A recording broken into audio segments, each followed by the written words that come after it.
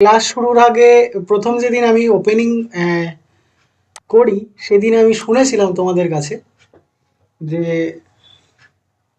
তোমাদের মেজর প্রবলেমের যে জায়গাটা সেই জায়গাটা হচ্ছে ইকোনমিক্স। ঠিক আছে, তো আজ আমি ইকোনমিক্সের ক্লাস করানো শুরু করছি। প্রথম দিকে দুটো ক্লাস একটু অন্যরকম মনে হতে পারে, যে না একদম অড একটা ব্যাপার এরকম মনে হতে পারে, কিন্তু প্রথম যে ইন্ট্রোডাকশনের পার্টটা রয়েছে আমাদের, এই ইন্ট্রো পার্টটা কমপ্লিট করার পরে যখন আমরা মেন ইকোনমিক্সের মধ্যে চলে যাব, মানে আমাদের সাবজেক্টের মধ্যে ঢুকে যাব, আই থিঙ্ক তখন আর কোনো প্রবলেম হবে না। ওকে, যেমন দেখো আগের দিন আমি হিস্ট্রি ক্লাস করিয়েছিলাম, হিস্ট্রি না অ্যাকচুয়ালি পলিটি ক্লাস করিয়েছিলাম।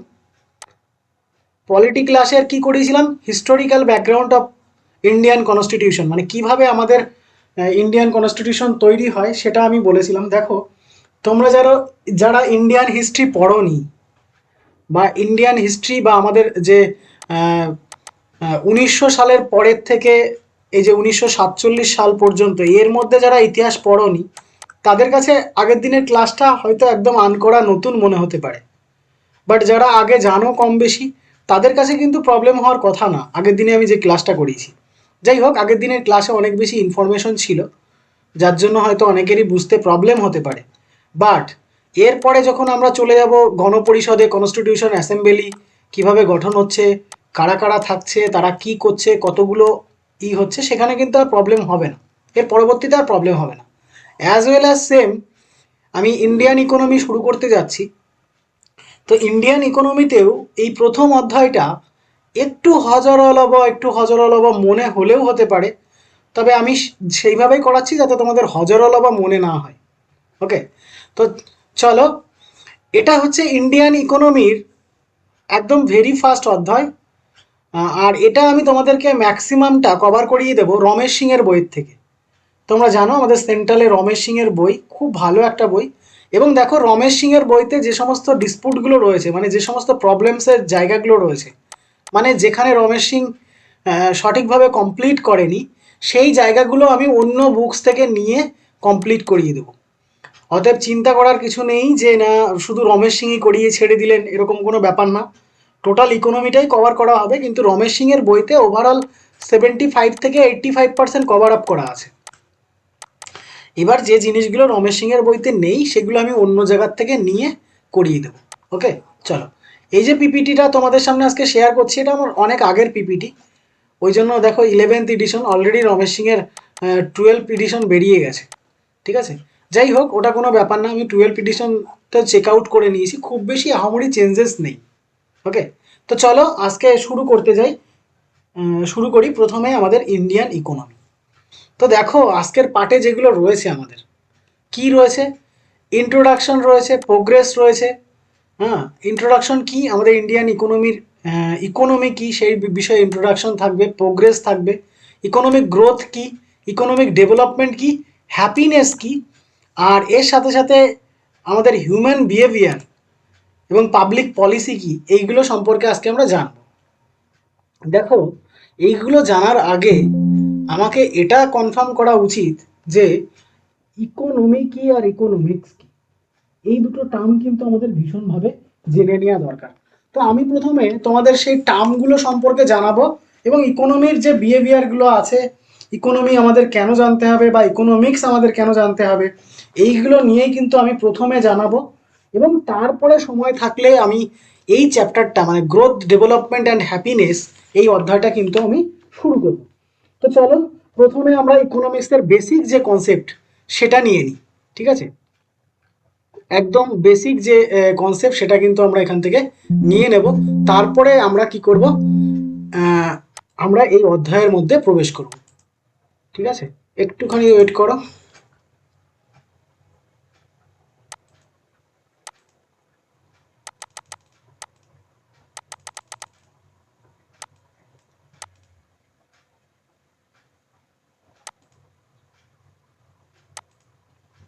আচ্ছা, শুনে নাও প্রথমে, এই যে আমাদের ইকোনমিক্স শব্দটা বা ইকোনমিক্স শব্দটা এটা কোথার থেকে এসছে একটু জেনে নাও। আমি একদম প্রথম থেকে শুরু করছি, মন দিয়ে শোনো এবং সাথে প্রত্যেকে লিখে নাও।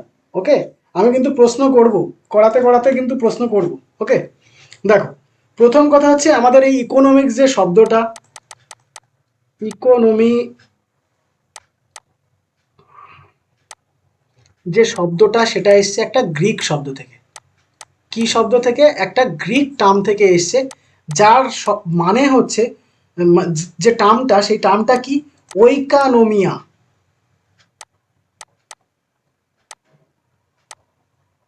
কি থেকে এসছে? ওইকানোমিয়া থেকে এসছে।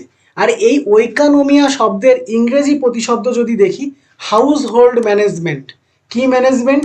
হাউস হোল্ড ম্যানেজমেন্ট, ঠিক আছে, হাউস হোল্ড ম্যানেজমেন্ট। এইবার দেখো তাহলে আমরা কি পেলাম? প্রথম কথা হচ্ছে ইকোনমিক্স যে শব্দটা, সেই শব্দটা কোথার থেকে এসছে? একটা গ্রিক শব্দ থেকে এসছে, যে শব্দটা হচ্ছে কি? ওইকানোমিয়া।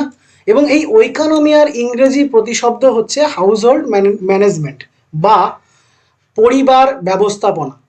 এবার দেখো, এটা যদি আমাদের পরিবারের সঙ্গে বা আমাদের একটা বাড়ির সাথে কল্পনা করি, তাহলে কিন্তু আমাদের বুঝতে খুব সুবিধা হবে।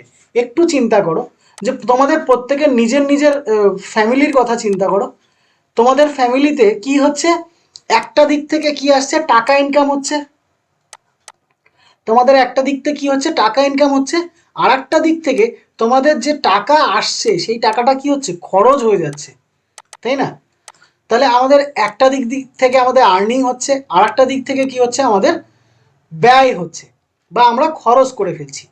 এবার দেখো, এই যে যে আয় এবং ব্যয়, এর মধ্যে যদি আমরা কোনো সিস্টেমের মধ্যে দিয়ে করি বা কোনো ব্যবস্থাপনার মধ্যে দিয়ে করি বা কোনো ম্যানেজমেন্টের মধ্যে দিয়ে এই টাকা আয়টাকে এবং টাকা ব্যয়ের মধ্যে যদি একটা ম্যানেজমেন্ট থাকে বা একটা ব্যালেন্স মোড তৈরি করা যায়, সেটাই হয়ে যাবে কিন্তু আমাদের ইকোনমিক্স।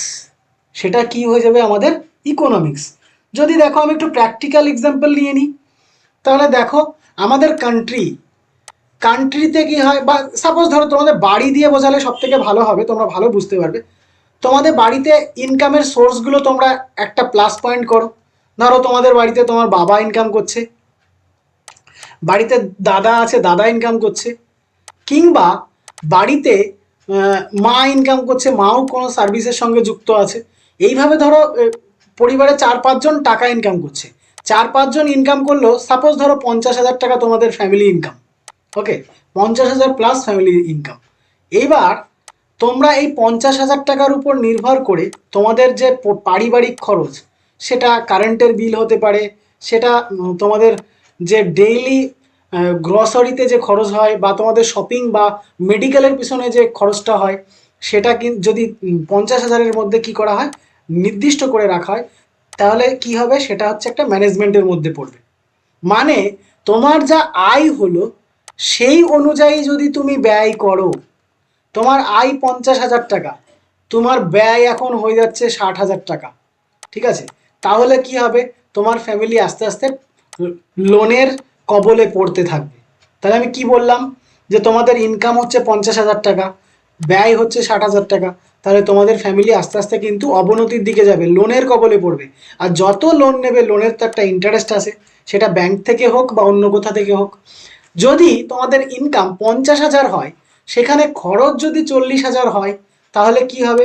তাহলে কিন্তু তোমার ফ্যামিলি আস্তে আস্তে, একটু স্লোলি হলেও আস্তে আস্তে কি হবে? তোমার ফ্যামিলি উন্নতি লাভ করবে। এবং দেখো, এই যে ব্যবস্থাটা যে আমার ইনকাম এত, আমার খরচ এত, আমি যদি এর মধ্যে একটা ম্যানেজ করতে পারি, তাহলেই সেটাকে আমরা কি বলবো? সেটাকে আমরা বলবো ইকোনমিক্স। ওকে, তাহলে আমি কি বললাম? ইকোনমিক্স একটা গ্রিক শব্দ, যেটা কিনা আমার কোথার থেকে নেওয়া হয়েছে? গ্রিক কি শব্দ? ওইকানোমিয়া শব্দ থেকে নেওয়া হয়েছে, যার ইংরেজি প্রতিশব্দ হচ্ছে হাউস হোল্ড ম্যানেজমেন্ট। বোঝা গেল? এটা হচ্ছে আমাদের ইকোনমিক্স, ঠিক আছে। এবার দেখো, আমি এখানে এত সময় ধরে বারবার বলছি যে আমাদের আয় এবং ব্যয়ের হিসাব। এবার দেখো, এটা যদি সামগ্রিকভাবে কোনো একটা কান্ট্রির ক্ষেত্রে করা হয়, কোনো একটা দেশের ক্ষেত্রে করা হয়, তাহলেই সেটা কিন্তু হয়ে যাবে কি? আমার ইকোনমিক্স। ঠিক আছে, ইকোনমিক্স কিন্তু প্রত্যেকের লাইফে খুবই গুরুত্বপূর্ণ। প্রত্যেকের লাইফেই ইকোনমিক্সের জ্ঞান যদি না থাকে, তাহলে সে প্রবলেমে পড়বে। ওকে, তো যাই হোক, এবার চলে আসবো যে আমাদের এই ইকোনমিক্স, এটার কি কি ইম্পর্টেন্স আছে। এটার কি কি ইম্পর্টেন্স আছে সেগুলো যদি আমি এক এক করে দেখি, তাহলে আমরা দেখো প্রথমেই দেখতে পারবো যে আমাদের যে রিসোর্সটা আছে, সাপোজ ধরো একটা কান্ট্রির ইকোনমিক্স আমি সম্পর্কে জানি, এবং সেই কান্ট্রিতে যে রিসোর্স আছে, বা তোমাদের বাড়িতে সাপোজ তোমরা কিছু চাষ করেছো, বা তোমাদের বাড়িতে কোনো প্রোডাক্ট উৎপন্ন হচ্ছে, তো সেটা তো একটা রিসোর্স, সেটা তো একটা সম্পদ। সেই সম্পদটা তোমরা কি করছো? সাপোজ ধরো আমি একটা উদাহরণ দিয়ে এখানে তোমাদের বোঝাচ্ছি। ধরো তোমাদের ফ্যামিলিতে কি আছে? একটা জমি আছে, যেটা তোমাদের মেন জীবিকার স্থান, বা তোমাদের ফ্যামিলির ইনকাম বা আর্নিং এই জমির উপরে কিন্তু নির্ভর করে। তো এই জমিতে তোমরা চাষ করেছো ধান, ঠিক আছে? তো ধান চাষ করার পরে কি হয়েছে? ধান যে পরিমাণ চাষ হয়েছে, তোমাদের বাড়ির বা তোমাদের ফ্যামিলির যে পরিমাণ চালের খরচ বা ধানের খরচ, সেটা রেখে বাকিটা কি করছো? বাকিটা বাজারে বিক্রি করছো। তো বাজারে বিক্রি করা, এই যে বাড়িতে রেখে দেওয়া, এটা কি করছো? কিছু পরিমাণ নিজের খরচের জন্য রেখে দিচ্ছ, কিছু পরিমাণ বাজারে বিক্রি করার জন্য পাঠিয়ে দিচ্ছ। এই যে ব্যাপারটা, এটা এটা কি? এটা তো আমার রিসোর্স বা সম্পদ। তো এটা কি করছো? তুমি নিজের দরকারে ব্যবহার করছো, এবং যেটা দরকার না সেটা কি করছো? বাজারে বিক্রি করে দিচ্ছ। ঠিক একই রকমভাবে একটা টোটাল যদি কান্ট্রিকে আমরা দেখি, যেমন ধরো আমাদের ভারতবর্ষকে যদি দেখি, তাহলে ভারতবর্ষের একটা পার্ট মানে ওয়েস্ট বেঙ্গলের দিকে কিন্তু আমাদের ধান চাষ বেশি হয়। ইউপি, বিহার, উড়িষ্যা, ইউপিতে বা তোমার পাঞ্জাবে কিন্তু গমের চাষ বেশি হয়। এরকম বিভিন্ন জায়গায় বিভিন্ন চাষ হয়। যেমন দেখো, যদি তুমি আসাম দেখো, আসামের দিকে কিন্তু আমাদের চা উৎপাদনটা কিন্তু বেশি হয়। কিন্তু এখন যদি তুমি বিহারে আসো, বিহারে আসলে কি চা উৎপাদন হবে? নিশ্চয়ই না। তাহলে দেখো, চা উৎপাদন আমাদের যেখানে হচ্ছে, সেখান থেকে সারা ভারতবর্ষে কি যাচ্ছে? চাটা ছড়িয়ে যাচ্ছে বা ডিস্ট্রিবিউট হচ্ছে। এটা কিন্তু ইকোনমিক্সের জন্যই সম্ভব। যদি ইকোনমিক্স না থাকে, তাহলে কিন্তু আমাদের এই রিসোর্সের বা আমাদের যে সম্পদের ডিস্ট্রিবিউশন, সেটা কিন্তু হবে না। যেমন দেখো, আর একটা এক্সাম্পল যদি আমি এখান থেকে নিয়ে নিই, কেমন সেই এক্সাম্পলটা? এক্সাম্পলটা হলো, ধরো আমাদের এখানে কয়লা উৎপন্ন হয়, কয়লা। এবার দেখো, তুমি যদি সারা ভারতবর্ষ ঘুরে দেখো, সারা ভারতবর্ষটাকে ঘুরে দেখো, তাহলে কিন্তু কয়লা উৎপাদনের পরিমাণটা কিন্তু তুমি সব জায়গায় পাবে না। মুষ্টিমেয় কয়েকটা জায়গায় কিন্তু আমাদের কি হচ্ছে? কয়লা উৎপাদন হচ্ছে। তো কয়লা আমাদের প্রত্যেকটা রাজ্যেরই নিডস রয়েছে, প্রত্যেকটা রাজ্যেরই প্রয়োজন রয়েছে। তো সেই সমস্ত রাজ্যে কয়লা কিভাবে যাবে? তো সেই সমস্ত রাজ্যে কয়লা কি করছে? আমাদের যে কোনো মাধ্যমেই হোক, সে আমাদের স্টেট গভর্নমেন্ট হোক বা সেন্ট্রাল গভর্নমেন্ট হোক, বিভিন্ন উপায়ে কি করছে? সাপোজ ধরো এখানে কয়লা উৎপাদন হচ্ছে, প্রোডাকশন হচ্ছে, বা এখান থেকে উৎপাদন করা হচ্ছে। তো এখান থেকে কি করা হলো? সারা ভারতবর্ষে কিন্তু কয়লা বন্টন করা হলো বা ডিস্ট্রিবিউশন করা হলো। এই যে বন্টন করা হলো, এখানে কয়লা রয়েছে, এখান থেকে কয়লা কি করা হচ্ছে? সারা ভারতবর্ষে পাঠানো হচ্ছে। এটা কিন্তু একটা ইকোনমিক্সের জন্যই সম্ভব। বোঝা গেল? তাহলে আমাদের রিসোর্সের যে ডিস্ট্রিবিউশন, সেটা কিন্তু হচ্ছে। ঠিক আছে? তারপরে দেখো, সোশিও ইকোনমিক এফিসিয়েন্সি কিন্তু আমাদের আস্তে আস্তে বৃদ্ধি পাচ্ছে। যেমন ধরো, এই কয়লা উৎপাদনের সঙ্গে কিছু সামাজিক লোক মানে কিছু শ্রমিক বা কিছু লেবার কাজ করবে। ঠিক আছে? তারপরে দেখো, এই কয়লাটাকে বয়ে নেওয়ার জন্য কিছু ট্রাক কাজ করবে। ঠিক আছে? সেই কয়লাটা বিক্রি করার জন্য এক শ্রেণীর দোকানদাররা কাজ করবে। তারপরে দেখো, সেটা কিনে নিয়ে যাবে। ধরো তোমার নিডস রয়েছে, তুমি কিনে নিয়ে যাচ্ছ, তোমার দরকার, তাহলে তোমার দরকারটাও মিটে যাচ্ছে। এদিকে কিন্তু দেখো, একটা ইকোনমির ফ্লো মানে অর্থনৈতিকের প্রবাহ হচ্ছে। কেমনভাবে? শ্রমিক শ্রেণী সেখান থেকে কয়লা তুলে টাকা টাকা পাচ্ছে। তারপরে দেখো, যে ট্রাকের ড্রাইভার যে তোমার কয়লাটা বয়ে নিয়ে যাচ্ছে, বা সাপোজ ধরো আমাদের ভারত সরকারের রেলওয়ে যে মালবাহী কারগুলো রয়েছে, মালগাড়িগুলো যেগুলো রয়েছে, সেই গাড়িগুলো কয়লা বয়ে নিয়ে যাচ্ছে। তাহলে আমাদের ইন্ডিয়ান গভর্নমেন্টেরও কিছু ইনকাম হচ্ছে। তো এইভাবে দেখো কি হচ্ছে, আমাদের সম্পদের যে সম্পদের ডিস্ট্রিবিউশনের সাথে সাথে, মানে সম্পদের বন্টনের সাথে সাথে কিন্তু একটা আমাদের অর্থনৈতিক যে অ্যাক্টিভিটি, সেটা কিন্তু আস্তে আস্তে এখান থেকে প্রবাহিত হচ্ছে। তাহলে দেখো, ইকোনমিক্সের অবশ্যই জরুরি রয়েছে, দরকার রয়েছে। ঠিক আছে? তারপরে দেখো, কোনো রাষ্ট্রে বা কোনো দেশের, সাপোজ দেশের সাথে যদি তোমাদের ফ্যামিলির কথা বলি, তোমাদের ফ্যামিলিতে যদি ইকোনমিক নলেজটা না থাকে, ইকোনমিক্স নলেজটা না থাকে, তাহলে কি হবে? উল্টোপাল্টা খরচ হবে। এক নাম্বার কথা, যেখানে যেটা দরকার না সেখানেও একটা খরচ হয়ে গেল সাপোজ ধরো, বা তোমাদের একটা যে মেন ইকোনমিক জায়গা, মানে তোমাদের যেখান থেকে তোমাদের অর্থনৈতিক শ্রীবৃদ্ধি হচ্ছে, মানে যেখান থেকে তোমাদের আর্নিং হচ্ছে, সেই জায়গাটাকেই দেখা যাচ্ছে যে কোনো একটা সময় ইকোনমিক্স বোঝো না দেখে সেই জায়গাটাকে ক্লোজ করে দিলে বা সেই জায়গাটাকে বন্ধ করে দিলে, তাহলে কি হবে? তোমার ফ্যামিলি কিন্তু আস্তে আস্তে ইকোনমিক্স যে প্রবলেমটা, সেই প্রবলেমটা ফেস করবে। ঠিক একই রকমভাবে আমাদের যে ন্যাশনাল ওয়েলথ, মানে ইকোনমি বা ফাইন্যান্সিয়াল ওয়েলথ যদি দেখো আমাদের একটা কান্ট্রির ক্ষেত্রে, কোনো একটা দেশের ক্ষেত্রে, তো ইকোনমিক্স যদি ঠিকঠাক থাকে, কোনো দেশ যদি তার ইকোনমিক্স অ্যাক্টিভিটি এবং ইকোনমিক্সের নলেজটা সঠিকভাবে প্রয়োগ করতে পারে, তাহলে সেই দেশ কিন্তু আস্তে আস্তে দিনের পর দিন কি হতে থাকবে, ডেভেলপমেন্ট করতে থাকবে এবং আস্তে আস্তে কিন্তু উন্নত হতে থাকবে। কিন্তু যদি দেখো যে ইকোনমিক্সের যে ব্যাপারটা, সেই নলেজটা যদি কোনো দেশে না থাকে, তাহলে সেই দেশ আস্তে আস্তে কি হবে, নিচের দিকে পড়ে যেতে থাকবে। তাহলে যদি আমি দেখি যে ইকোনমিক্সের নলেজ থেকে কিন্তু কনজিউমার বিহেভিয়ার সম্পর্কে প্রকাশ পাওয়া যায়। কেমন দেখো, তুমি একটা মোবাইল প্রোডাকশন করছো, ধরো সাপোজ তোমার একটা কোম্পানি আছে, মোবাইল প্রোডাকশন কোম্পানি, ঠিক আছে? তো এখন বর্তমানে 5G মোবাইল চলছে, প্রত্যেকে 5G কেনার চেষ্টা করছে, কারণ কি না, খুব তাড়াতাড়ি আমাদের কি হবে, সারা ভারতবর্ষে 5G চালু হতে পারে, এরকম একটা সম্ভাবনা আমাদের মধ্যে কাজ করছে। বা নেটওয়ার্ক কোম্পানি বা মোবাইল কোম্পানিগুলো কিন্তু অলরেডি, তোমরা দেখো কোনো জায়গায় যদি মোবাইল কিনতে যাও, ফ্লিপকার্ট, আমাজন বা কোনো দোকানেও যদি তোমরা কি করো, মোবাইল কিনতে যাও, তো ওরা প্রেফার করছে কি না 5G মোবাইল। এবার 5G কবে আসবে সেটা পরের ব্যাপার, আদৌ আসবে কিনা সেটাও একটা ব্যাপার, কোশ্চেনিং আছে, কিন্তু তা সত্ত্বেও 5G প্রেফার করছে। কেন? তার কারণ হচ্ছে আমাদের জেনারেশন চেঞ্জ হচ্ছে এবং 5G হয়তো আমাদের মার্কেটটা নেবে। তো দেখো, এখানে আমি যেটা বোঝাতে চাইলাম সেটা হলো এই রকম যে আমরা যারা ভোক্তা, কনজিউমার মানে যারা ভোক্তা, মানে ভোগকারী বা এক কথায় বলতে পারো ব্যবহারকারী, আমরা যারা মোবাইল ইউজ করছি, আজকে আমি মোবাইল কিনতে গেলাম, কিনতে গিয়ে দেখলাম যে সব থেকে আপডেট একটা ভার্সন বেরিয়েছে, তো আমি নিশ্চয়ই আপডেট ভার্সন ছেড়ে দিয়ে ওই 19th সেঞ্চুরির মানে কথা মনে করেই দেবে সেই রকম কিছু কিনবো না। তাহলে দেখো, আমরা এই ইকোনমিক্সের, আমরা পারচেজিং পাওয়ারের উপর ডিপেন্ড করে আমরা বলে দিতে পারি সেই দেশের ইকোনমিক্স কোন কন্ডিশনে আছে। কেমন কথাটা হলো, যে আমরা পারচেজিং পাওয়ার বা এই ক্রয় ক্রয় করার উপরে নির্ভর করে আমি বলে দিতে পারি যে কোনো দেশের অর্থনৈতিক অবস্থা কেমন আছে। এটা কেমন একটা কথা হয়ে গেল না? দেখো, কথাটা হলো এই, তোমার ফ্যামিলিতে সাপোজ ধরে নাও, তোমার ফ্যামিলিতে এখন মাসিক আয় 15,000 টাকা, 15,000 টাকা কিংবা তার থেকে কিছু একটু বেশি, ঠিক আছে?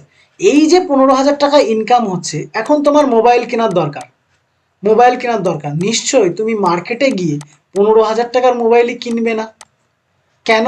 কারণ 15,000 টাকা দিয়েই যদি তুমি মোবাইল কিনে নিলে, তাহলে তো তোমার এন্টায়ার মাস, সারা মাস ধরে কি করতে পারবে না, সারা মাস ধরে কিন্তু তুমি তোমার যে সংসার খরচ বা তোমার ফ্যামিলির যে খরচটা হচ্ছে, সেই খরচটাকে কিন্তু তুমি বহন করতে পারবে না, তাহলে তোমার ফ্যামিলি প্রবলেমে পড়বে। তো তুমি কখনোই 15,000 টাকা ইনকাম মানে 15,000 টাকার মোবাইল কিনবে না, তুমি চাইবে যে 2-3 হাজার টাকার মধ্যে কোন মোবাইল হয় সেই রকম মোবাইল একটা কিনতে, তাই না? তাহলে দেখো, যে 1 লক্ষ টাকা দিয়ে অ্যাপেলের ফোন কিনছে, কেউ একজন 1 লক্ষ টাকা দিয়ে অ্যাপেলের ফোন কিনছে, কেউ একজন 10,000 টাকা দিয়ে নর্মাল যে আমাদের সেটগুলো হয়, মানে তোমার রেডমি, ভিভো, তারপরে স্যামসাং, এই যে যেগুলো সেটগুলো রয়েছে, সেই সেটগুলো কিনলো।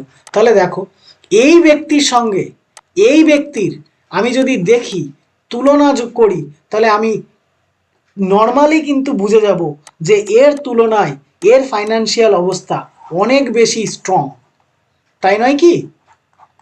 এর তুলনায় এর ফাইন্যান্সিয়াল অবস্থা অনেক বেশি স্ট্রং।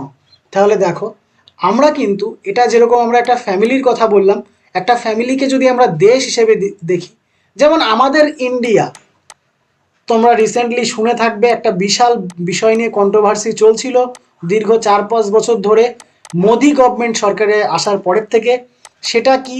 সেটা হলো রাফায়েল, মানে যুদ্ধ বিমান, এক ধরনের যুদ্ধ বিমান কিন্তু কি করেছে, ভারত কিনেছে, ঠিক আছে? কার কাছ থেকে? তোমরা সকলেই জানো, রাশিয়ার কাছ থেকে কিন্তু এক ধরনের উন্নত প্রযুক্তিবিদ্যায় উন্নত যুদ্ধ বিমান কিন্তু আমাদের ইন্ডিয়া কিনেছে।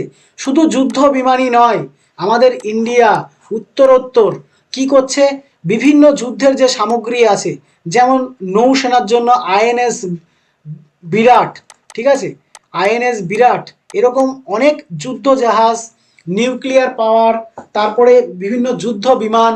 এবং তোমরা রিসেন্টলি একটা ঘটনা তোমরা খেয়াল করেছো খবরে, সেটা হচ্ছে চায়নার সঙ্গে একটা কনফ্লিক্ট হয়েছিল ইন্ডিয়ার, চায়নার সঙ্গে একটা কনফ্লিক্ট হয়েছিল ইন্ডিয়ার, যেখানে চায়নার সেনারা দাবি করেছিল যে একটা জায়গা, সেই জায়গাটার নাম আমার এই মুহূর্তে মনে পড়ছে না, সেই জায়গাটা কিনা কে চায়না দখল করে নিয়েছে, ঠিক আছে।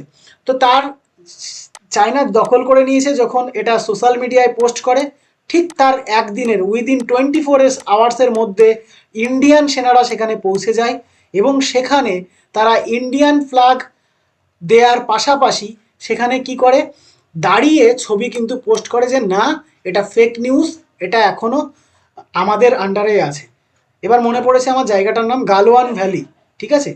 এই রিসেন্ট 10 থেকে 14 দিনের মধ্যের কথা, গালোয়ান ভ্যালিতে একটা ছবি পোস্ট করেছিল চায়নার সেনারা, সেটাকে কাউন্টার করে আমাদের ইন্ডিয়ান সৈনিকরা কি করেছে, সেখানে দাঁড়িয়ে আমাদের পতাকা তুলে ছবি কিন্তু পোস্ট করেছে। তো সেই ছবিতে একটা জিনিস তোমরা খেয়াল করে দেখবে যে সেখানে কিন্তু একটা উন্নত আমেরিকার তৈরি একটা উন্নত প্রযুক্তির বন্দুক সেখানে কিন্তু ব্যবহার করা হয়েছে, ঠিক আছে। তাদের প্রত্যেকের হাতে কিন্তু সেই উন্নত প্রযুক্তির বন্দুক রয়েছে, যার কিনা একটা গুলিতে মানে একবার এই ট্রিগারে চাপ দিলে মোটামুটি 380টা গুলি বেরোয়, মানে 380 রাউন্ড গুলি বেরোয়।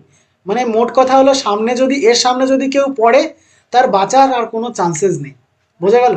তাহলে দেখো এখানে আমাদের কত অ্যাক্টিভ এবং কত পাওয়ারফুল বন্দুক। আগে জেনারেলি AK-47 থাকতো, আগে সৈনিকদের হাতে AK-47 থাকতো। এই বন্দুক প্রায় 17 লক্ষ কিন্তু আমাদের ইন্ডিয়া কিনেছে কার কাছ থেকে, আমেরিকার কাছ থেকে, ইউনাইটেড স্টেট অফ আমেরিকার কাছ থেকে কিন্তু এই বন্দুক কিনেছে। কতগুলো, প্রায় 17 লক্ষ। তাহলে বুঝতেই পারছো যে আমাদের ভারতবর্ষের বর্তমান ইকোনমিক্স পরিস্থিতি এতটাই স্ট্রং জোনে পৌঁছে গেছে যে না, যুদ্ধের অস্ত্র কেনার মতো ক্ষমতা কিন্তু রাখছে। কিন্তু তুমি যদি পাশাপাশি দেখো পাকিস্তান কিংবা বাংলাদেশ, পাকিস্তান বা বাংলাদেশের কথা যদি তুমি একটু দেখো, তাহলে দেখো ওদের ইকোনমি কিন্তু এখনও সেই লেভেলে পৌঁছাতে পারেনি। ওরা দিনকে দিন কিন্তু আরও কোন দিকে যাচ্ছে, নিচের দিকে নামছে।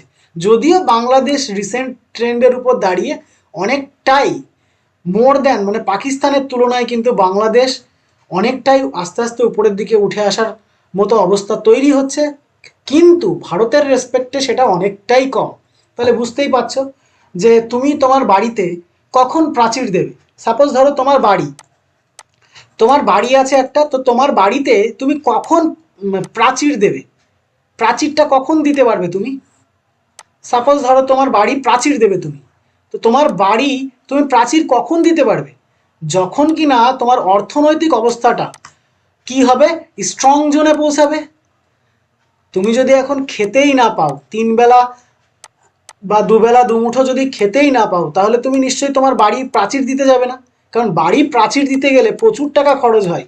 তো আমাদের ইন্ডিয়া এখন কি করছে, ইন্ডিয়া এখন এই যে অস্ত্র কিনছে, মানে নৌজাহাজ কিনছে, যুদ্ধ জাহাজ কিনছে, যুদ্ধ বিমান কিনছে, এগুলো তো আমাদের ডিফেন্স, তাই না, আমাদের প্রতিরক্ষা ব্যবস্থা। ঠিক যেরকম তোমার বাড়িতে তুমি যদি প্রাচীর দাও, তাহলে প্রাচীরটা কি হয়ে যাচ্ছে, তোমার প্রাচীরটা নিশ্চয়ই তোমার কি কাজে লাগছে, তোমার ফ্যামিলির সেফটির জন্য কাজে লাগছে, বা তুমি তোমার বাড়িতে লোহার শক্ত দরজা লাগালে, ঠিক আছে। তো এগুলো তো সব তোমাদের ডিফেন্স। তো এটা কখন আসে একটা মানুষের, যখন কিনা তার অর্থনৈতিক অবস্থা স্ট্রং জোনে পৌঁছায়। তাহলে আমরা এখান থেকে ফাইনালি কি বুঝতে পারলাম যে না, কোনো একটা কান্ট্রি বা কোনো একটা দেশ বা কোনো একটা ফ্যামিলি যদি অর্থনৈতিক অবস্থা বা ইকোনমিক্স দেখো, তার যে পারচেজিং পাওয়ার, সে কি কিনছে। দেখো এখন তোমার এটা বলা ঠিক হয় না যদিও, এখন তোমার ইনকাম 100 টাকা, তুমি বাজারে গিয়ে নিশ্চয়ই এখন ওই খাসির মাংস কিনতে যাবে না, তাই না? মাটন কিনতে যাবে না। তোমরা বাজারে গেলে এখন 100 টাকা তোমার ইনকাম বা 100 টাকার মধ্যে তোমাকে যদি বাজার করতে হয়, নিশ্চয়ই বাজারে গিয়ে আমাকে এটা দেখতে হবে যে না উইদিন 100-এর মধ্যে আমার ক্রয় কোনটা করা যায়, তাই না? এখন তোমার মান্থলি 5,000 টাকার মধ্যে তোমার মাস চালাতে হবে। তো তুমি যদি প্রথম দিন বাজারে গিয়ে 2 কেজি মটন কিনে নাও, 2 কেজি মটনের এখন বর্তমান মূল্য প্রায় 700 করে 1400 টাকা, ঠিক আছে? তো একদিনে যদি তুমি 1400 টাকা খরচ করে ফেললে বাকি থাকছে কত তোমার? বাকি থাকছে 3600 টাকা। তাহলে দেখো, আমি তোমার এই বাজার করার ধরন দেখেও কিন্তু আমি বলে দিতে পারি যে তোমার ফাইন্যান্সিয়াল অবস্থা কেমন আছে বা কী অবস্থায় আছে, তাই না? তো এটা কিন্তু আমরা অবশ্যই বুঝতে পারি যে কেউ যদি কারোর ক্রয় ক্ষমতার উপর ডিপেন্ড করে তার অর্থনীতিটা কেমন বা তার ইকোনমিক্স ফাংশনটা কেমন আছে, এটা কিন্তু আমরা বুঝে নিতে পারি। তারপরে দেখো, এই ইকোনমিক্সের মধ্যে দিয়েই আমরা কি করতে পারি, আমাদের আয় ব্যয়টাকে মনিটরিং করতে পারি। ওকে, তারপরে দেখো আমাদের মার্কেট মেকানিজম যেটা রয়েছে, মার্কেট মেকানিজম আমি যেটা কেবল বললাম যে আমরা কি জিনিস ক্রয় করব বা কোনটা ক্রয় করব এবং সেটা ক্রয় করতে গিয়ে আমরা কি মানে আমরা কতটা খরচ করব, এটাই হচ্ছে আমাদের মার্কেট মেকানিজম, ঠিক আছে? তো যাই হোক, এই হতো আমাদের ইম্পর্টেন্স। ইকোনমিক্সের জ্ঞান যদি আমার মধ্যে থাকে বা ইকোনমিক্স যদি আমরা ঠিকঠাক পালন করি, তাহলে কি হবে না আমাদের ডেভেলপমেন্ট করা সম্ভব, তাতে আয় যে লেভেলেই থাকুক। আয় আমার দেখবা অনেকের 1 লাখ টাকা ইনকাম হচ্ছে, কিন্তু তারপরেও তার ফ্যামিলি সেইভাবে কিন্তু ডেভেলপ করতে পারছে না। আবার দেখো, যার 40,000 টাকা ইনকাম হচ্ছে, সে কিন্তু 40,000 টাকার মধ্যেই আস্তে আস্তে সে কি করছে, ডেভেলপ করে যাচ্ছে। এটা কিভাবে সম্ভব? কারণ এই যে 40,000 টাকা ইনকাম করে নিজেকে ডেভেলপ করছে আস্তে আস্তে, নিজেকে যে আস্তে আস্তে ডেভেলপ করছে, এর মধ্যে কিসের জ্ঞান আছে? ইকোনমিক্সের জ্ঞান আছে। বোঝা গেল? তাহলে ইকোনমিক্সের জ্ঞানের একটা কিন্তু ইম্পর্টেন্স আমরা এখান থেকে পেয়ে যাচ্ছি। ওকে, চলো এবার দেখো আমরা এখান থেকে জানবো ইকোনমিক্স আর ইকোনমি কি। আমরা এখান থেকে এবার একটা টার্ম জানবো, সেটা হচ্ছে economy, economics versus economy. Economics versus economy. দেখো, ইকোনমিক্স কি আর ইকোনমি কি। দেখো, আমাদের নোটবন্দি হয়েছিল, তোমরা জানো আমাদের নোটবন্দি করেছিল কে?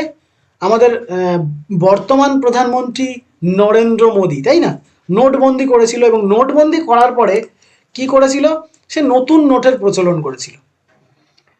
তো গল্পটা এই রকম। ইকোনমিক্স কি হবে, এই যে নোটবন্দি বা নোট চেঞ্জ করা, এটার ব্যাপারে মোদিকে কেউ কি করেছে, মোদিকে কেউ বলেছে যে না তুমি কি করো, এই নোটটা বন্ধ করো, তাহলে কি হবে, তোমাদের দেশের অর্থনীতি ফিরে আসবে। বা এই যে ইনফ্লুয়েন্স হচ্ছে মানে নকল নোট বা ব্ল্যাক মানি যে ব্যাপারটা, ব্ল্যাক মানি যে ব্যাপারটা, সেই ব্যাপারটা কি হবে, আস্তে আস্তে বন্ধ হয়ে যাবে। এটা কেউ একজন ধরো মোদিকে বলেছে, এটা হয়ে যাচ্ছে ইকোনমিক্স। যে মোদিজি আপনি কি করুন না, নোটবন্দি করে দিন, নোটবন্দি করে দিন বা নোট চেঞ্জ করে দিন, ঠিক আছে? তাহলে কি হবে না, যে ব্ল্যাক মানির যে ব্যাপারটা আছে সেই ব্যাপারটা কিন্তু বন্ধ হয়ে যাবে। কিভাবে?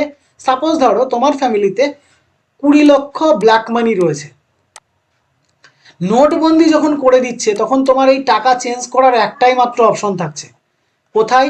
সেটা হচ্ছে ব্যাংক, তাছাড়া তো আর কোথাও থাকছে না। তো এই টাকা যদি তুমি ওই টাইম পিরিয়ডের মধ্যে, ওই যে 2 মাস বা 3 মাস দিয়েছিল, আমার এক্সাক্ট মনে নেই, ওই 2-3 মাসের মধ্যে তুমি এই টাকাটা যদি চেঞ্জ না করো, তাহলে কি হয়ে যাবে, তাহলে তোমার এই টাকাটা নষ্ট হয়ে যাবে। এটা এই যে টাকাগুলো তোমার বাড়িতে রাখা রয়েছে, সেই টাকাগুলো তোমার কি হয়ে যাবে, জাস্ট কাগজ বলে পরিগণিত হবে, কাগজ মাত্র। যদি এখন কারোর কাছে পুরনো 500 টাকার নোট থাকে, ঠিক আছে, পুরনো 500 টাকার নোট থাকে বা পুরনো 1,000 টাকার নোট থাকে, সেই টাকা বাজারে নিয়ে গেলে নিশ্চয়ই চলবে না, কারণ এই টাকা কিন্তু অলরেডি বাজেয়াপ্ত করা হয়েছে বা বন্ধ করা হয়েছে। তো তোমার কাছে 20 লক্ষ ব্ল্যাক মানি আছে, তো এই ব্ল্যাক মানিটা তুমি যদি ব্যাংকে গিয়ে, ব্যাংক ছাড়া আর কোথা থেকে চেঞ্জ করতে পারছো না, তো যখন ব্যাংক ছাড়া আর কোথা থেকে চেঞ্জ করতে পারছো না, তখন কি হবে, এই 20 লক্ষ টাকা তুমি ব্যাংকে চেঞ্জ করতে গেলেই ইনকাম ট্যাক্স ডিপার্টমেন্ট তোমাকে ধরবে যে এই 20 লক্ষ টাকা আপনার কাছে কোথা থেকে আসলো, তাই না? এই 20 লক্ষ টাকা, 1 মিনিট,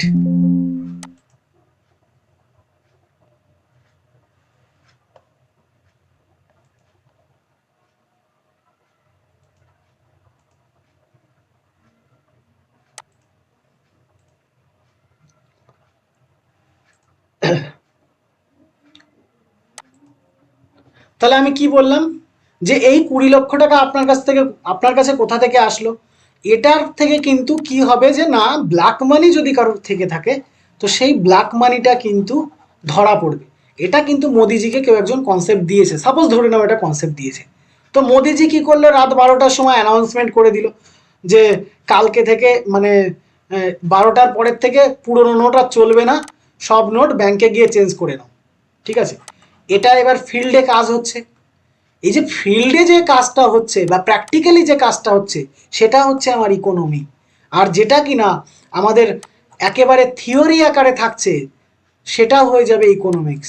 সাপোজ ধরো যাদের সায়েন্সের সাবজেক্ট ছিল বা যাদের এইচএসে জিওগ্রাফি ছিল বা এইচএসে সায়েন্সের সাবজেক্ট ছিল, তারা জানো যে থিওরির সাথে সাথে একটা প্র্যাকটিক্যালের পেপার থাকে, তাই না? প্র্যাকটিক্যালের পেপার বোধহয় 30 ছিল বা আর থিওরির পেপার বোধহয় 70, এরকম কিছু একটা ছিল, বা 80-20 এরকম ছিল। তাহলে দেখো এই যে থিওরির যে ব্যাপারটা যে না নোটবন্দি করা উচিত, এই যে ব্যাপারটা এটা মোদিজিকে কেউ কনসেপ্ট দিচ্ছে, ধারণা দিচ্ছে, সেটা হয়ে যাবে ইকোনমিক্স। আর ইকোনমি কি? ইকোনমি হচ্ছে আমাদের প্রয়োগ কিসের? এই যে নলেজটা এখান থেকে মোদিজি পেলো, সেটা পরের দিন সকালবেলা ও কি করলো, বা পরের দিন ওই দিনই অ্যানাউন্সমেন্ট করে দিল যে এর পরের দিন থেকে কি হবে না, কোনো প্রকার পুরনো নোট চলবে না।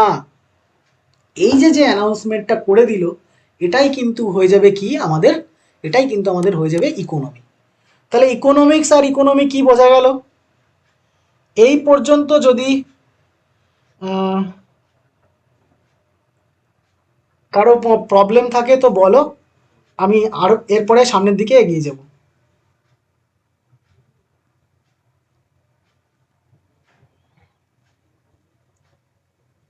দাদা, হ্যাঁ হ্যাঁ বলো। বলছি ইকোনমিক্সটা বুঝতে পারলাম কিন্তু ইকোনমিটা আরেকবার একটু বলে দাও। হ্যাঁ হ্যাঁ দেখো, ইকোনমিক্সটা কি, দেখো মোদিজিকে তুমি বলছো যে ওহে মোদিজি তুমি নোটবন্দি করে দাও। নোটবন্দি করে দিলে কি হবে না, ব্ল্যাক মানি সব ধরা পড়ে যাবে। সাপোজ ধরো এরকম ভাবে তুমি বলে দিলে, এই যে বললে এটা তো থিওরি, ঠিক আছে? বা তুমি মোদিজিকে বললে তুমি এইভাবে কি করো, যে নোটবন্দিটা করো। তো মোদিজি পরের দিন সেই প্রসেসে প্র্যাকটিক্যালি কাজে নেমে গেল, তাহলে কি হবে, সেটা হয়ে যাবে ইকোনমি, আর এটা হয়ে যাবে আমাদের ইকোনমিক্স। বোঝা গেল? এক কথায় যদি তুমি দেখো, যদি আমি বইয়ের ভাষায় বলি, ঠিক আছে, সেটা কি, ধরো তুমি ইকোনমিক্স সম্পর্কে পড়াশুনো করছো, হুম, ইকোনমিক্স সম্পর্কে বা তুমি অর্থনীতি নিয়ে পড়াশুনো করছো। তো যেটা তুমি পড়ছো, যে জ্ঞানটা তুমি পেলে, সেই নলেজটা হয়ে যাচ্ছে তোমার ইকোনমিক্স। কিন্তু সেই নলেজটা যখন তুমি ব্যবহার করছো, ইউজ করছো, সেটা কিন্তু তোমার হয়ে যাবে কি, সেটা কিন্তু তোমার হয়ে যাবে ইকোনমি।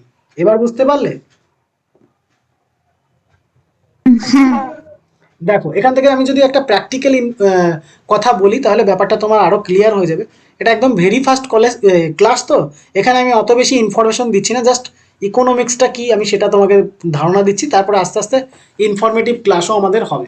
তো দেখো আমি তোমায় উদাহরণ দিচ্ছি। তুমি এগ্রিকালচার নিয়ে পড়াশুনো করেছো, এগ্রিকালচার নিয়ে পড়াশুনো করেছো, ঠিক আছে, খুব ভালো কথা। এগ্রিকালচার নিয়ে যখন পড়াশুনো করছো তখন তুমি পড়লে ধান চাষের জন্য এত কেজি ইউরিয়া, ধান চাষের জন্য এই উন্নত বীজ, ধান চাষের জন্য তুমি এই সময় তোমাকে জল দিতে হবে, ধান চাষের জন্য এই সার দিতে হবে, এই ব্যবস্থা নিতে হবে। তো এইগুলো তুমি পড়ে নিলে, এগ্রিকালচার যখন পড়ছো তখন তুমি কি করলে, ধান চাষ সম্পর্কে পড়ে নিলে, ঠিক আছে, যে না আমাকে এই কাজগুলো করতে হবে। এইবার তুমি ফিল্ডে এসে কি করলে, ধান চাষ করে নিলে, ধান চাষ করে নিলে। তাহলে দেখো এই যে তুমি পড়লে বা তুমি জ্ঞান আহরণ করলে, এটা হচ্ছে আমাদের ইকোনমিক্স। আর এই যে যেটা তোমাদের রয়েছে, তুমি ফাইনালি যেটা করলে, মানে তুমি ধান প্রোডাকশন করছো, প্রোডাকশন করছো, এই প্রোডাকশনটা কিন্তু তোমার হয়ে যাবে ইকোনমি। এবার বোঝা গেল? হ্যাঁ। হ্যাঁ। তো আমাদের দেখো, তোমরা যদি সিলেবাসে দেখো, সিলেবাসে কিন্তু আমাদের বলা আছে ইন্ডিয়ান ইকোনমি, নট ইকোনমিক্স, ঠিক আছে? তাহলে কি বলা আছে আমাদের সিলেবাসে? সিলেবাসে কিন্তু ইন্ডিয়ান ইকোনমি আছে, নট ইন্ডিয়ান ইকোনমিক্স। ওকে, তো আমরা প্র্যাকটিক্যালি যেটা হচ্ছে সেটা কিন্তু আমরা এখানে জানবো। এটা খুবই ইন্টারেস্টিং একটা সাবজেক্ট এবং এখানে অনেক ইন্টারেস্ট পাবে। এবং তার সাথে সাথে বলি, যদি ইকোনমিক্সের জ্ঞান ঠিকঠাক থাকে তাহলে কি হবে, তোমরা নিজের পার্সোনাল লাইফে অনেক ডেভেলপমেন্ট করতে পারবে। ঠিক আছে, চলো তাহলে আমরা পেয়ে গেলাম ইকোনমিক ভার্সেস ইকোনমিক্স কি, এর মধ্যে তুলনা আমরা পেয়ে গেলাম যে না কোনটা ইকোনমিক্স কোনটা ইকোনমি, এটা আমরা বুঝতে পারলাম। আর কারো যদি কোনো কোশ্চেন থাকে করতে পারো।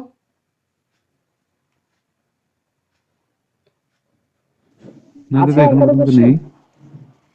এখনো পর্যন্ত নেই, এরপরে এগিয়ে যাও। কেউ কিছু বলছো? বললাম এখনো পর্যন্ত কোশ্চেন নেই, এরপরে দেখে। হ্যাঁ হ্যাঁ, এবার দেখো এই যে ইকোনমিক্স, এই ইকোনমিক্স বা ইকোনমি আমাদের দুটো প্রধান ভাগে বিভক্ত হয়, একটা মাইক্রো ইকোনমিক্স, একটা হচ্ছে ম্যাক্রো ইকোনমিক্স। তাহলে আমি কি বললাম, আমরা ইকোনমিকটা জানলাম। তো ইকোনমিক্সটা কিন্তু একটা পজিটিভ সায়েন্স, হ্যাঁ, এটা কিন্তু একটা সায়েন্সের পার্ট এবং এটা কিন্তু একটা পজিটিভ সায়েন্সের মধ্যে পড়ে। যাই হোক, এবার যদি আমি ইকোনমিক্সের পার্থক্যে চলে আসি, বা প্রথমে আমরা ইকোনমিক্সের সংজ্ঞাটা যদি দেখে নিই। দেখো সংজ্ঞাটা কিন্তু কে দিয়েছিল, অ্যাডাম স্মিথ দিয়েছিল। কে দিয়েছিল? Adam Smith. এটা মাথায় রেখে ওটা পরীক্ষায় আসে। অ্যাডাম স্মিথ কত সালে দিয়েছিল? 1776 খ্রিস্টাব্দে কিন্তু অ্যাডাম স্মিথ ইকোনমিক্স সম্পর্কে কিন্তু ধারণা দিয়েছিল। ঠিক আছে, এবার দেখো ইকোনমিক্সকে কিন্তু এই যে অ্যাডাম স্মিথ, একে কিন্তু বলা হয় ফাদার অফ মডার্ন ইকোনমিক্স। কি বলা হয়? ফাদার অফ মডার্ন ইকোনমিক্স কিন্তু বলা হয়ে থাকে। কাকে? অ্যাডাম স্মিথকে। ওকে, অ্যাডাম স্মিথ কত সালে ইকোনমিক্সের ব্যাপারে সংজ্ঞায়িত করে? 1776 খ্রিস্টাব্দে। কোন বইয়ে করে সেটা যদি আমরা দেখি, তার লেখা গ্রন্থ wealth of nation. Wealth of nation গ্রন্থে কিন্তু কি করে, সে ইকোনমি সম্পর্কে কিন্তু কনসেপ্ট প্রদান করে। এবং দেখো এই এখানে কিন্তু এই যে তার ওয়েলথ অফ নেশন গ্রন্থে সে কিন্তু এখানে ইকোনমিক্সটাকে কি বলে, ইকোনমিক্সটাকে কিন্তু বলে যে nature and causes of wealth of nation. মানে আমাদের একটা কান্ট্রির যে ওয়েলথ, সেটাই কিন্তু আমাদের কি, আমাদের ইকোনমিক্স। এই কথাটা বলেন কে? Adam Smith.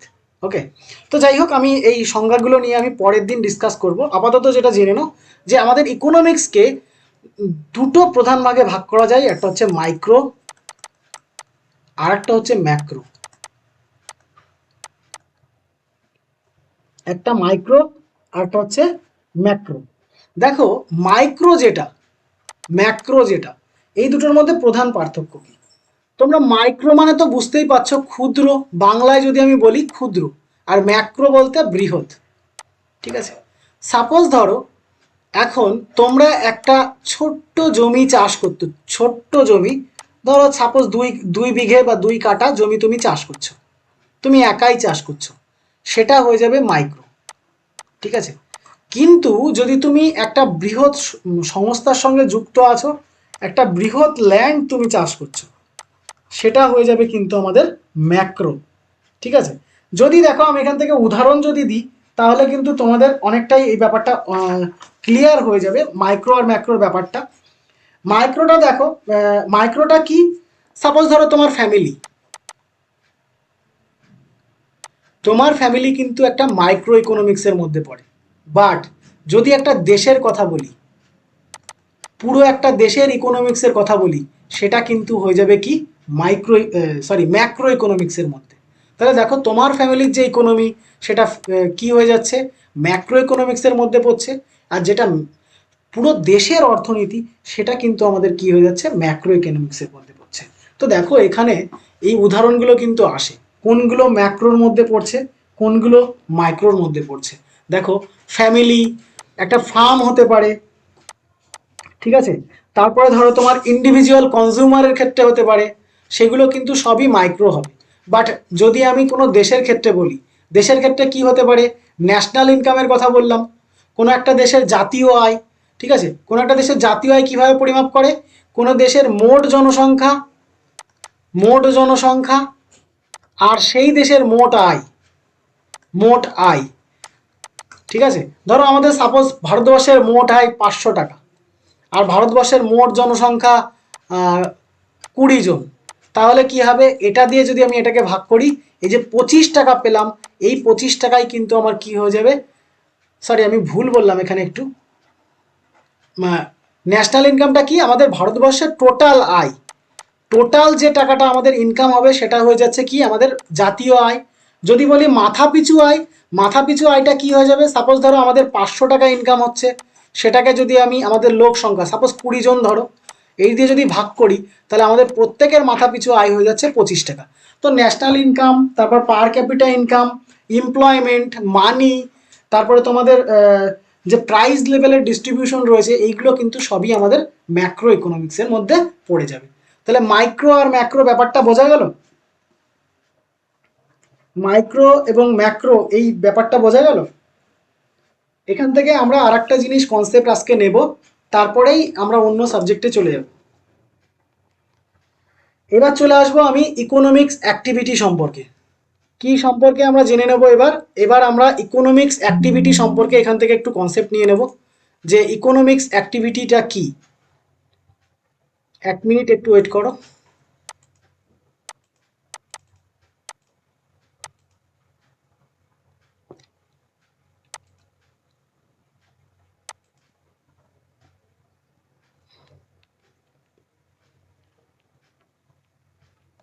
আচ্ছা, এবার আমরা একটু কনসেপ্ট নিয়ে নেব ইকোনমিক্স অ্যাক্টিভিটি সম্পর্কে। আমাদের যে আয়ের বিভিন্ন ডিফারেন্সিয়েট রয়েছে, বিভিন্ন জায়গাগুলো রয়েছে, সেই জায়গাগুলো থেকে আমরা কনসেপ্ট নিয়ে নেব, কারণ আমাদের প্রতিটা ক্ষেত্রে এই ইকোনমিক্স অ্যাক্টিভিটি এবং কোন কোন ডিপার্টমেন্টগুলো রয়েছে সেইগুলো সম্পর্কে নলেজ না থাকলে আমাদের ইকোনমি পড়তে প্রবলেম হয়। ঠিক আছে, তো চলো, ইকোনমিক্স অ্যাক্টিভিটি বলতে কে কোন কাজের সঙ্গে যুক্ত এবং সেই কাজটা কোন ইকোনমিক সেক্টরের মধ্যে পড়ছে, সেটাই হচ্ছে আমাদের ইকোনমিক্স অ্যাক্টিভিটি, বা এটাকে তোমরা বলতে পারো সেক্টর অফ ইকোনমি। এটাকে তোমরা কি বলতে পারো, সেক্টর অফ ইকোনমি। ঠিক আছে, কটা সেক্টর আছে আমাদের, টোটাল 5টা সেক্টর আছে। প্রথম প্রাইমারি সেক্টরের মধ্যে কারা পড়ছে, বা প্রাইমারি অ্যাক্টিভিটির মধ্যে কারা পড়ছে, বা প্রাথমিক যে কার্যাবলী সেই কার্যাবলীর মধ্যে কারা পড়ছে, না যারা কেবলমাত্র শ্রম দেবে, যারা কি দেবে, শুধুমাত্র শ্রম দেবে, তারা এই প্রাইমারি কার্যাবলীর মধ্যে পড়ছে।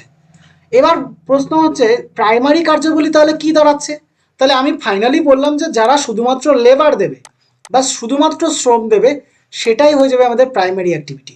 কেমন সেটা, যদি একটু উদাহরণ নিয়ে নিই, তাহলে দেখো আমাদের কৃষিকাজ হতে পারে, মানে এগ্রিকালচার হতে পারে, তারপরে কি হতে পারে, মাইনিং হতে পারে, মানে খনিজ পদার্থ উত্তোলন, তারপরে বনজ সম্পদ আহরণ, বন থেকে যে সম্পদ আমরা আহরণ করছি, এগুলো সবই কিসের মধ্যে পড়বে, প্রাইমারি অ্যাক্টিভিটির মধ্যে পড়বে। ওকে, টোটাল অ্যাক্টিভিটিকে 5টা ভাগে ভাগ করা যায়, তার একটা ভাগ হচ্ছে প্রাইমারি অ্যাক্টিভিটি।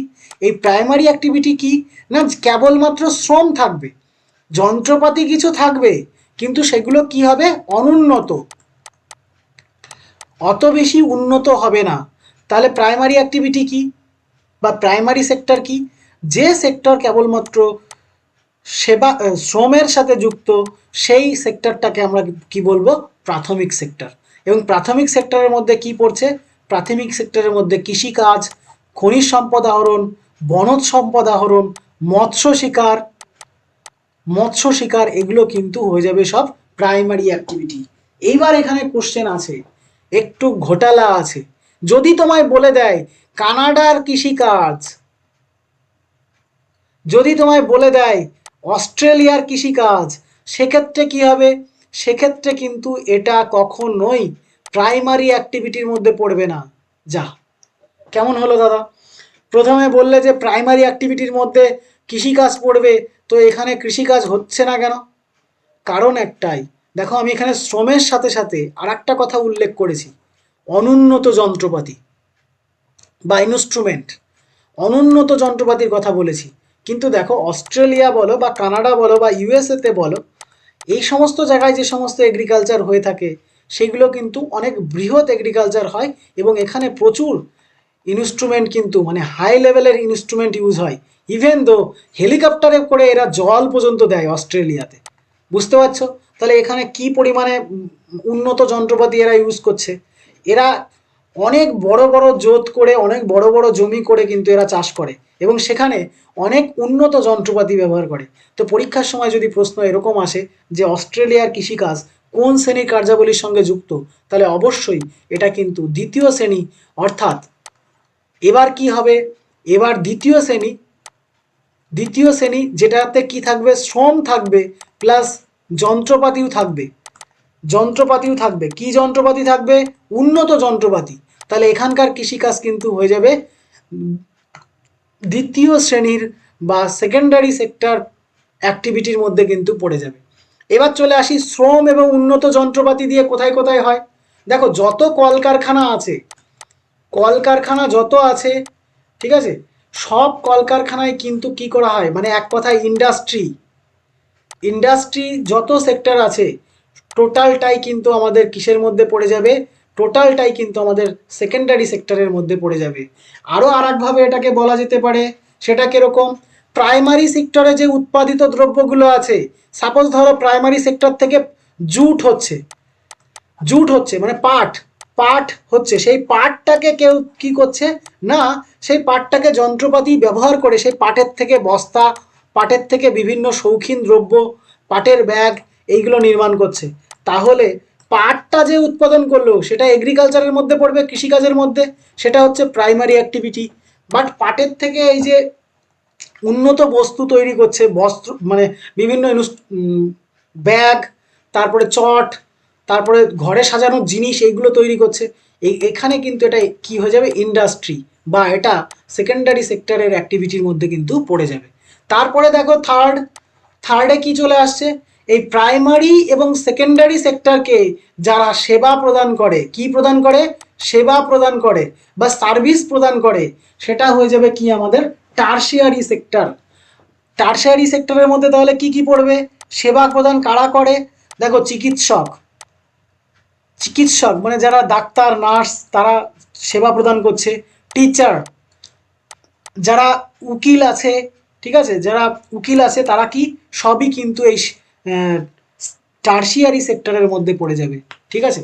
এবার দেখো তাহলে আমি কি বললাম, আমাদের প্রথম প্রাইমারি কন্ডিশনে শ্রম আর অনুন্নত যন্ত্রপাতি, এখানে কৃষিকাজ, খনিজ, বনজ সম্পদ আহরণ, মৎস্য আহরণ পড়ে যাচ্ছে। এরপরে সেকেন্ড যেটা, সেটা হচ্ছে আমাদের শ্রম এবং যন্ত্রপাতির মধ্যে কি আসছে, কলকারখানা মানে টোটাল ইন্ডাস্ট্রিটা পড়ে যাচ্ছে, ঠিক আছে। এরপরে সেবা ক্ষেত্র কি, যারা কিনা আমাদেরকে সেবা প্রদান করে বা সার্ভিস প্রদান করে, সেটাই হয়ে যাবে কি আমাদের টারশিয়ারি। এবার দেখো কোয়াটারনারি কারা, যারা এই তিনটে সেক্টরকে কন্ট্রোল করছে, নিয়ন্ত্রণ করছে।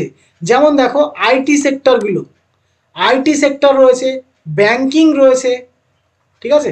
এবার দেখো অ্যাকচুয়ালি এই তৃতীয় যে শ্রেণীটা আছে, তৃতীয় শ্রেণীটাকে দুটো আলাদাভাবে ভাগ করা যায়। হ্যাঁ, সেই তৃতীয় শ্রেণীটাকেই কিন্তু কোনো কোনো জায়গায় কি করা আছে, কোয়াটারনারি এবং 5 নাম্বার যেটা আছে কুইনারি সেক্টরে ভাগ করেছে। যাই হোক, কোয়াটারনারি ব্যাপারটা কি, কোয়াটারনারি ব্যাপার হচ্ছে এই তিনটের মধ্যে যে মেলবন্ধন করাবে, ধরো ব্যাংকিং সিস্টেম বা আইটি প্রযুক্তি। ব্যাংকিং সিস্টেম কি করছে, এই প্রত্যেকের টাকা কিন্তু দেখো সাপোজ কেউ কি করছে, টাকা ইনভেস্ট করছে, ব্যাংকে এসে কেউ টাকা ফিক্সড ডিপোজিট করে দিল, সেই টাকা ব্যাংক কি করছে, ব্যাংক তো তোমাকে একটা নির্দিষ্ট সময়ের পরে তোমাকে টাকা ফেরত দেবে, তো ব্যাংক টাকাটা কোথার থেকে দেবে, নিশ্চয়ই ওই টাকাটা কেউ কাজে লাগাবে। তো ওই টাকা কেউ ধরো এগ্রিকালচার সেক্টর থেকে কেউ এসছে, সে লোন নেবে, কৃষিকাজের জন্য সে লোন নেবে, বা কলকারখানার জন্য কেউ লোন নেবে, কেউ একটা ছোট ইন্ডাস্ট্রি তৈরি করবে তার জন্য লোন নেবে, তাদেরকে কি করে, ব্যাংক লোন দিয়ে দেয়। তোমার কাছ থেকে টাকা নিয়ে ব্যাংক লোন দিয়ে দিচ্ছে এবং সেখান থেকে যে মুনাফা আসছে তার একটা অংশ কিন্তু দিয়ে তোমাকে ফিক্সড ডিপোজিটের যে ব্যালেন্স আউটপুট দেয় সেটা কিন্তু তোমরা পেয়ে যাবে। তো যাই হোক, এই তিনটে সেক্টরকে যে কি করে কম্পাইল করে, মানে একবারে সেবা দেয়, সেটা হচ্ছে আমাদের ব্যাংকিং সিস্টেম। এবার এখানে একটা কথা আছে, এই ব্যাংকিং সিস্টেম কিন্তু অ্যাকচুয়ালি আমাদের সেবা ক্ষেত্রের সঙ্গে যুক্ত। কি বললাম, সেবা ক্ষেত্রের সঙ্গে যুক্ত মানে টারশিয়ারি। তবে কোথাও আমি এটা দেখেছি যে না, ব্যাংকিংটাকে কোথায় নিয়ে যাচ্ছে, কোয়াটারনারিতে নিয়ে যাচ্ছে। যাই হোক, কোয়াটারনারির মধ্যে আমাদের কি কি পড়বে, স্পেশালি ব্যাংকিং সিস্টেম, তাহলে আমাদের কি হয়ে গেল, থার্ড হয়ে গেল। তোমরা কিন্তু ব্যাংকিং সিস্টেমটাকে থার্ড অ্যাক্টিভিটির মধ্যেই রাখবে। কোয়াটারনারির মধ্যে কি পড়বে? আমাদের আইটি সেক্টর পড়বে। তারপরে দেখো আমাদের যে প্রশাসনিক ব্যবস্থা রয়েছে, মানে উন্নত প্রশাসনিক ব্যবস্থা, সেটা কিন্তু আমাদের কোয়াটারনারির মধ্যে পড়বে। আর কুইনারি যেটা একদম সব থেকে উন্নত, মানে ধরো আমাদের এপিজে আব্দুল কালাম জি ছিলেন, তিনি কি করতেন? আমাদের ভারতবর্ষের বিভিন্ন গবেষণার সঙ্গে যুক্ত ছিলেন, ঠিক আছে, যাকে মিসাইল মানুষও বলা হয়ে থাকে, মিসাইল ম্যান অফ ইন্ডিয়া, ঠিক আছে। সে কি ছিল? সে আমাদের ভারতের বিভিন্ন গবেষণা কার্যের সঙ্গে যুক্ত ছিল, ঠিক আছে। তারপর দেখো যদি ভারতবর্ষের প্রধানমন্ত্রীর কথা বলি, সেও কিন্তু আমাদের কি হয়ে যাবে? কুইনারির মধ্যে কিন্তু পড়ে যাবে। এক কথায় কোনো একটা কান্ট্রি বা কোনো একটা ইকোনমিক্সের সব থেকে টপমোস্ট লেভেল যে ধরে আছে, ঠিক আছে, কোনো গবেষণা কেন্দ্র হতে পারে, ঠিক আছে, সেটা কিন্তু আমাদের কি হয়ে যাবে? কুইনারির মধ্যে পড়বে। এবার বলো, ইকোনমিক্স আমি আজকে এখানেই শেষ করব। যদি কোনো কোশ্চেন থাকে তো করতে পারো।